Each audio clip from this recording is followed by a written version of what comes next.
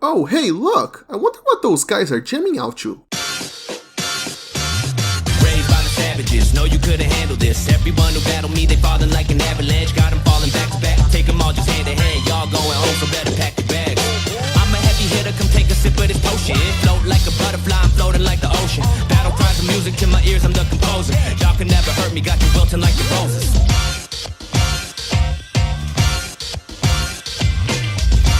I got a confession to make. I was never really into Street Fighter that much because of a completely stupid reason. Sure, I loved the characters, and whenever they showed up in cool things like comics and the classic Street Fighter 2 movie, I loved that. But I could never really get into the games. I played a lot of them, but I never really got into it that much because I just don't like how it uses 6 buttons instead of 4 buttons, so I have to use the bumpers at the back of the controller to perform heavy attacks. I feel like this is a control scheme that would be much more at home at the arcades where it was invented, so the solution is pretty simple, right?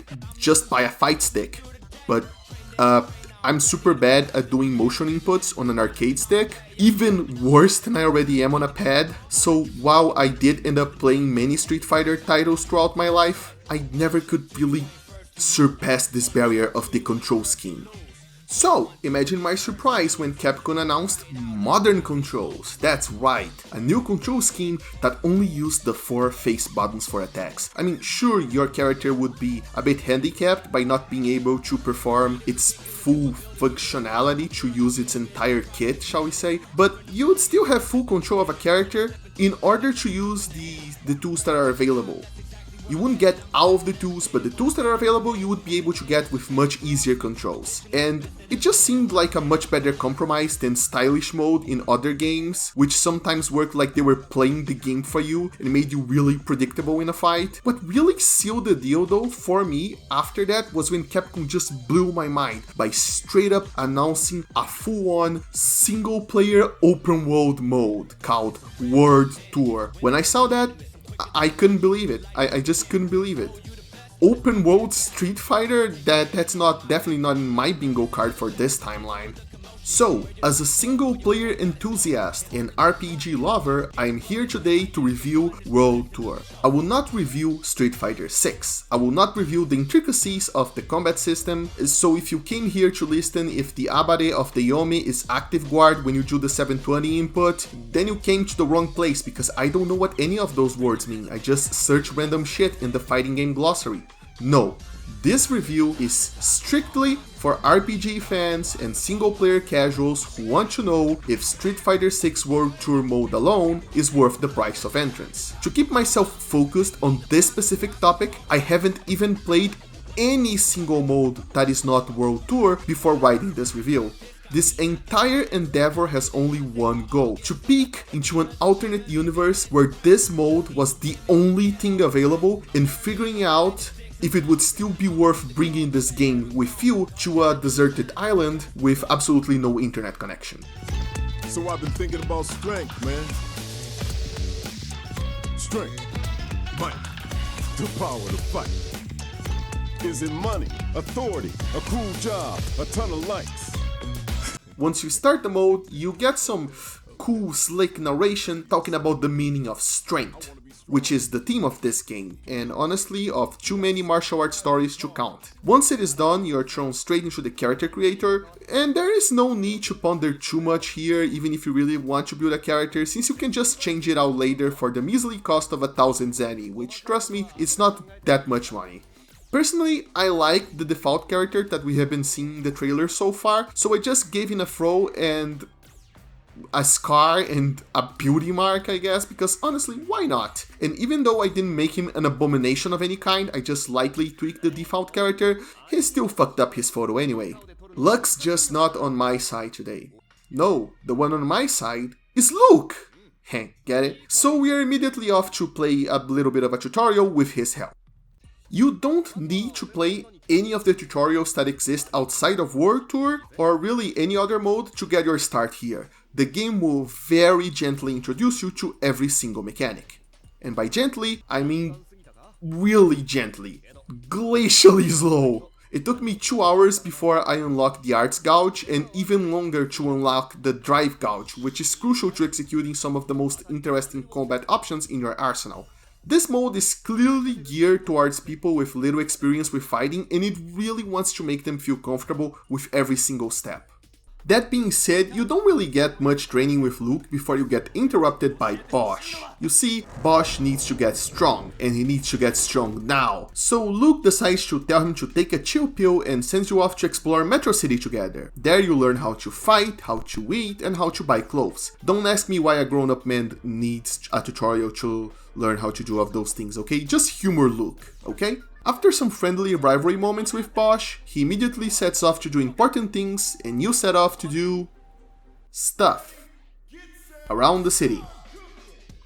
Yep, that's the thing that's going to be happening with this game story a lot though, especially with characters like Bosch. You see, most of the story is centered around the original characters that they made for World Tour mode, as well as some old characters from games like Final Fight who return, but they return essentially as copies made in the character creator who exist as fan service for returning fans instead of fully fledged characters with their own movesets. And when the main stars do show up, they usually only exist for a scene or two to allow you to enroll as a student and unlock their fighting style for your custom-made protagonist. Now, I know that every character not being relevant is a thing that exists in fighting game stories for a while now. After all, rosters can grow big, they can get bloated, and some characters are just so separated from the main plotline that a story can actually benefit from not adding them in. But it's still surprising just how few of them are involved in any meaningful capacity.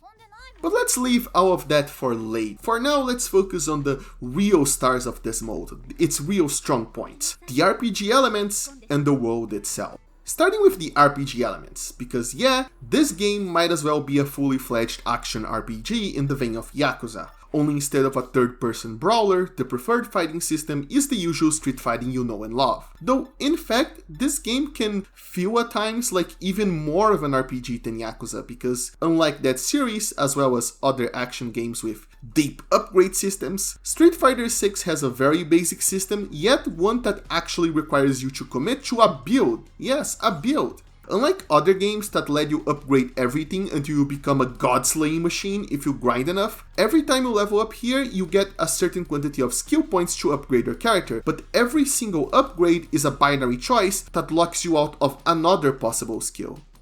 What this means in practice is that if you want to upgrade your kick strength, then you might have to sacrifice your punch strength, and getting better at throwing might need you to give up on getting an extra accessory slot. Every skill requires a different amount of points as well, meaning if you keep picking specialized strong skills, you end up taking a longer time to reach the top, but once you do, it might just give you the extra edge you need to really kick some ass.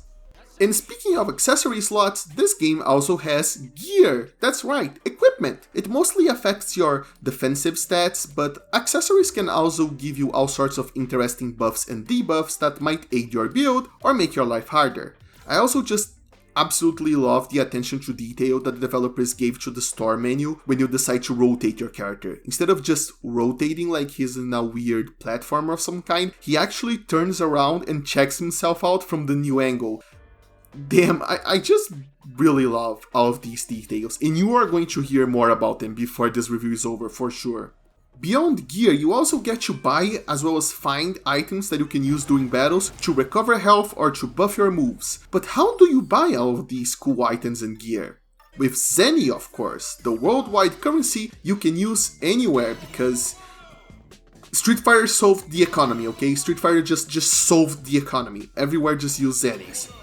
But how do you get Zenny? By doing part-time jobs, because if there's one thing No More Heroes taught me, it is that you can pretty much buy anything if you grind silly odd jobs long enough. These side jobs are spread all over the map, and they are all about teaching you how to do inputs, or drive parries, or all sorts of things you need to in order to get good at fighting. Sort of like a wax on, wax off moment in an industrial economic scale. More importantly though, they get you all of the money you need to buy some silly outfits. Speaking of things that are spread all over the map, it's about time we talked about the world itself. It follows one of my personal favorite level design tropes, the small but packed area. Seriously, if you're going to make an open world, it's best to tally your resources and only go as big as you can make it packed. And oh boy, is it packed. Every single corner of the map is just begging to be explored. You can find side quests, treasure chests, and all of that good RPG stuff. And the fact that an amusing discovery is just around the corner, around almost every corner in fact, made me want to explore and look at every nook and cranny. It helps that the movement system is really fun. Even though your character is going to be walking normally for most of the game, they can actually climb any chest-high obstacles, including just straight up jumping out of a walkway since there's no fall damage, and hey, you might just find an arcade that's running Final Fight on it. Pretty early in the game, you also get to use Chun-Li's spinning bird kick to platform between buildings, and you end up using both abilities extensively later in the game when you unlock the second open world because, yeah, there's actual platforming now in your street fighting RPG. And I don't want to compare it too much to Yakuza. I don't want this review to get too repetitive, especially since I already compared it to Yakuza once, but this game is simply so clearly inspired by it, and I just love the kind of stuff that is hidden around every corner. Like how in the Yakuza series you could end up finding an isolated staircase, wonder if you could take it to go somewhere, so you explore a little bit and you end up finding a mahjong parlor underneath a bridge. The same thing can happen here, only what you find is a ladder in plain view right in front of a restaurant and it doesn't block or makes anything like inconvenient for the people who go there, I guess, but you could just climb it while passing through a bunch of windows in a way that I'm pretty sure it's against regulations, only to find, yeah, a goddamn superhero on a rooftop, with way more dialogue that exposes you to his worldview than you think. Yeah, that's the kind of thing that I really want to find when I explore. Beyond that, I think the game just has some really nice vibes to it. My favorite example of all of them is probably the Japanese restaurant on the west side of the map. You just go to it and you see this older architecture. In front of it is one massive stone garden with a complimentary fox. Go inside and you see all sorts of people just eating and having a good time, while a guy tries his best to sumo in the middle of it all with an actual sumo wrestler, and on the side, E Honda is just hanging out, waiting for you to do some training, if you're so inclined. Go back at night though, and the atmosphere is completely different. The place is lit by lanterns, and the bamboo grove has some nice white lights shining on it from the ground. The people are still eating and having a good time, only there's an actual for real realsies sumo match happening in the middle, and while Honda isn't here at night, you can go outside and just soak in the night air with alternate universe Statue of Liberty just standing right there. Look to the left and you get to see Abigail's Junkyard as another point of light in the map, which is a place you can actually go as well to see some Med Gear guys just hanging out, as well as the construction site of the CERN building, which is basically a tower dungeon just there. To the right, there's an abandoned factory that is actually just a Dark Souls dungeon with shortcuts and everything, though you probably won't even notice it until you actually get to explore it. And that's the thing with small but packed open worlds done with love. Not only is every location filled with little details, but here you can also even see places you already went to. You can just walk there if you want to, which does wonder to give this world a real sense of time and place. A lot of games isolate their dungeons from their main world map, and sometimes you can't even revisit them after you're done, but here, every enemy gauntlet is simply another piece of this very silly but very real world that you can revisit at any time, or just look onto fondly as each little piece of the city locks into place the more you progress through the storyline. The fact buildings you didn't even know you could enter and just stood there in plain sight do, in fact, have fully modeled interiors and inhabitants really gives the game a weird urban exploration vibe, which I wouldn't guess would ever be part of a Street Fighter game, yet it actually really fits. All in all, it's a great world to explore. Also, just look at those guys grooving, man. If that doesn't sell you on this game, I don't know what will. If I had to give one complaint though, it would be that when you get to visit different locations around the world, everything outside of Metro City and Neishao are clearly just normal stages that they plucked out from other parts of the game.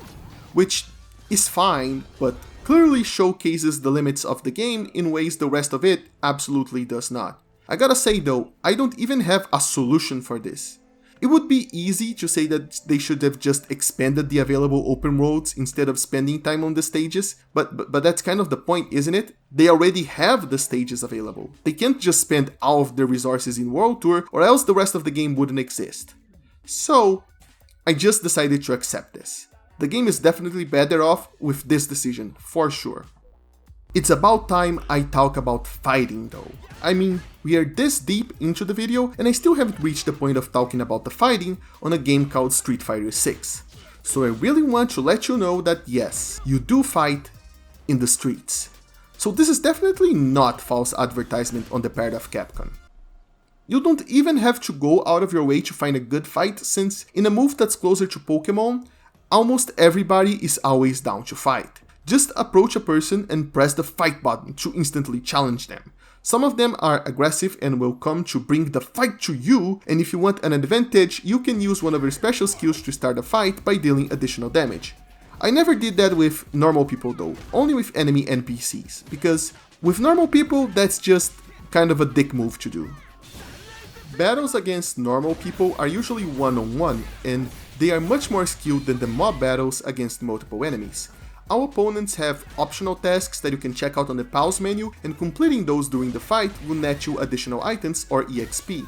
The battles themselves, well, I'm sure fighting game veterans will be able to explain those better than I could, but let me try a little bit anyway. I played on modern controls where you get 4 main buttons: a light attack, a medium attack, a heavy attack, and a special. You can also customize the special attacks of your characters so that different inputs lead to different specials. So for example, you can equip a Shoryuken on your neutral special and a spinning bird kick on your down special, so when you hold down and fire off a special, you get the bird kick. You need to be aware, however, that you can never equip 2 specials that would use the same input in the classic mode control scheme. For balance reasons, I assume. A cool thing that this game has that I really enjoy though are the drive impacts, an attack that you can unleash at the cost of 1 drive bar that, when you use as a counter, will leave your opponent massively open so you can unleash a super art on them easily, which is great for shit players like me who constantly gets their shit blocked because, like I said, I can't into fighting games. There's also a mechanic exclusive to World Tour where enemies glow white when they can be punished and you can hit them for some massive damage during those periods. This is a great way to teach players when to punish certain moves for when they decide to move into multiplayer. Just another great way this game is trying to ease players into the world of fighting games. World Tour mode also, strangely enough, makes a good case for developers who wish to make a game with a single difficulty mode. Now, hear me out before you tap out. I know this debate is basically a poisonous swamp at this point, and as a casual-ass casual who puts games on easy when I think they're too hard, I do enjoy having different difficulty options, but I also think developers should be allowed to not include them if they don't want to, whether because of resource limitations or all sorts of different reasons, but especially if they have an artistic vision behind it. And let me tell you, I do believe Capcom had a very interesting idea behind the shifts in difficulty in this mode. You see, on top of everybody's heads, you see their level. And while this serves as a good way to indicate if you're about to get your ass handed to you, it's actually way more complex than that, because beyond individual level numbers, every single character you fight has a different AI difficulty behind them, which I argue is way more important than the number. I played against the brain-dead high-level opponents who just took hits until they went down, yet found myself absolutely wrecked by lower-level opponents who actually blocked and countered my attacks. This adds a cool element of not knowing just who you really are dealing with until you enter the fight, but more importantly, it helps enhance the feeling you get every time you fight one of your possible master. That's because every time you fight against a master character like Luke or Ryu, you're not expected to win, and you will progress the story, whether you win or lose, it doesn't really matter. And that's because you need to slowly unlock every drive bar and super art level as you level up your character on the skill tree. Meanwhile, the masters are almost always higher level than you, working with their full kits and with high difficulty AIs to really show you how a higher level of play is like. This level of difficulty serves to enhance their statuses as living legends in the world of Street Fighter, and also as a goalpost of what you are trying to reach. These are the legends who worked so hard to reach their peak after decades of honing their skills. And this is the story of your character rising up to their level. It would feel really underwhelming if you could just pick easy mode and cruise through their fights. Plus, losing to them and coming back to spar with them and bringing them gifts to level up your relationship is probably the actual highlight of the game. Nothing beats getting a funny text from your favorite characters, and honestly, while the characters slowly reveal more of their personality and what they've been up in the years since Street Fighter 3 chronologically, I think, the funny texts are by far the best writing this game has, since I'm sorry to say that I've been putting off talking about the main story so far because, in my humble opinion, it really sucks. Without getting into spoilers, the story is not awful all the way through. It is not 100% bad, but it is still mostly a flat line with some really sharp lows. When the story starts, you immediately get thrown into a mystery as the main character tries to track down and help Bosch, who seems to be involved with some shady shit, and then you have to do some silly shit instead, including casually visiting Italy just to get a back glass. It's a long story, but soon after his trail goes cold, so Luke just tells the protagonist to chill a little and visit Brazil and get him some souvenirs maybe? It's extremely silly and just an excuse to introduce different characters around the globe, but then every time Bosch shows up, the story becomes incredibly dark in a very awkward way, and I don't know what the tone or the stakes are supposed to be anymore.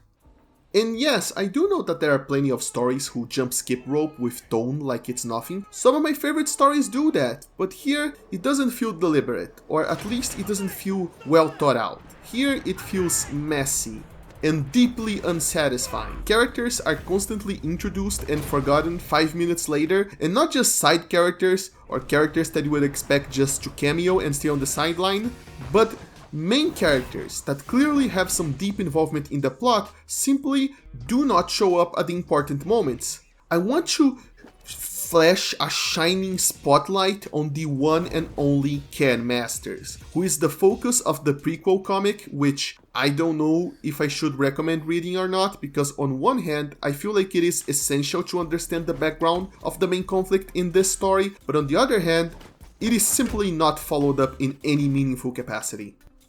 I do have to confess that I didn't follow up on his personal side quests, so maybe there's some closure there, but given the way the rest of the story of World Tour plays out, I doubt there's room for anything meaningfully relevant to the main plot. There's a bunch of other stuff that I was planning to talk about, like how Kimberly shows up investigating the weirdly shady company that's using the building Ken is working on, but that she just shows up and disappears just as quickly. But honestly, I don't want to be any more of a downer than I already am on such an otherwise excellent game and just end up listing everything I'm disappointed with the plot. Suffice it to say, don't get attached to any individual plot threads because 90% of them are left hanging by the end of the game. The worst part of it all is that even when a bunch of separate plot points actually align for once for an epic dramatic moment near the end of the game, that moment is immediately wasted afterwards, and the game ends with a kind of no ending, beginning of a new era, our adventures have just begun ending. And come the fuck on, Capcom. I'm not waiting until Street Fighter 7 to see if you had a point with any of this. Before we conclude this review though, I actually want to talk about two things related to the plot. One is that honestly, I wouldn't have minded a silly plot of going around the world to meet characters and train to beat a championship, or a cliche plot of you beating Ken and going, "You can do the thing, Ken," and then Ken does the thing and the protagonist is there to help Ken do the thing. My problem is that the story of World Tour isn't basic. Basic would be fine, especially since while it does have a bunch of interesting characters and lore, Street Fighter never had a strong central plot. But no, my problem is that the story gets to be sometimes incredibly bad. It gets in the way of my enjoyment bad.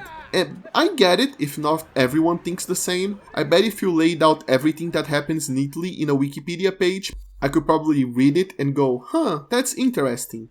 But playing through this 22-hour long campaign, seeing so much of nothing happening, seeing this waste of potential at every corner, it eventually can get quite maddening when all of it seems to be leading to nothing, only for it to lead to something, but that something was nothing all along. It at times felt like a practical joke on the part of Capcom. But the other thing that I want to talk about is that this is most definitely not a joke on the part of Capcom. They simply just kind of shot themselves in the foot with the Master System. That's not to say it is a bad system, it is in fact the system that gives us funny texts and therefore it is objectively good, but it severely limits the kinds of stories that you can tell in this universe, since there can never be any true antagonists ever, since every character has to be able to become your master and thus can never be, well, a real antagonist.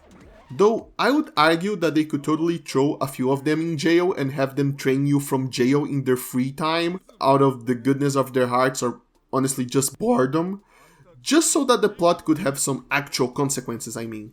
But then, the mechanic where after a certain level you can summon them to help you wouldn't be usable just for these characters, and once again, gameplay has just fucked the story up. I will still hold this against Capcom though, just a little bit, because like I said, they could have totally done a silly no-stakes story that fit this system, but they chose not to. They chose to tell us sometimes stakes maybe, but actually no stakes, except stakes but not really story, which frustrates me, but them's the breaks, I guess. Also, they didn't explain what Q is, so it loses points for that as well.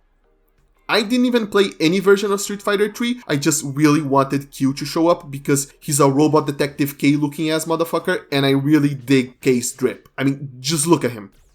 And on that note, it is time to finally answer the question. Is Street Fighter 6 worth playing if you are only going to single player it up on World Tour? The answer is, yeah.